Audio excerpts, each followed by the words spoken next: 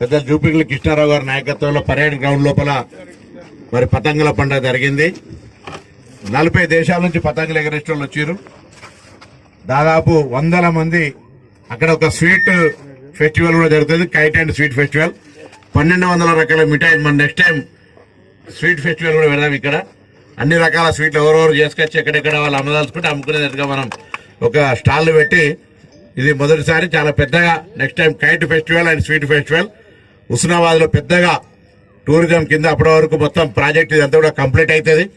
కప్పగుట్ట కూడా అభివృద్ధి అయి మహాసముద్రం గండి, అటు పాపన గుట్టాలు, భైరవ స్వామి గుడి, మహాసముద్రం గండి, ఆ జిల్లాలగడ్డ ఫారెస్ట్ కు సంబంధించినటువంటి అన్ని కూడా కలిపి ఈ ప్రాంతం అంతా అర్బన్ ఫారెస్ట్ అంతా కలిపి పెద్ద టూరిజం క్లస్టర్ కింద తీసుకునే సందర్భంలో రాయకాలు వాటర్ ఫాల్స్ కాడ అన్ని రకాలుగా ఈ యొక్క సాంప్రదాయాలు ఇంతకుముందు పెద్దలు జూపల్లి కృష్ణారావు గారు చెప్పినట్టుగా సాంప్రదాయాలు ఆచారాలకు అనుగుణంగా ఈ ప్రాంతంలో ఒక చారిత్రాత్మకమైన కాకతీయుల కాలం నాటి ఈ ఎల్లమ్మ చెరువు, ఎల్లమ్మ గుడి, ఈ ప్రాంతం అంతా కూడా పొట్లపల్లి స్వయం రాజరాజేశ్వర స్వామి, అటు కొత్తకొండ వీరభద్ర స్వామి పెద్ద జాతర రేపు.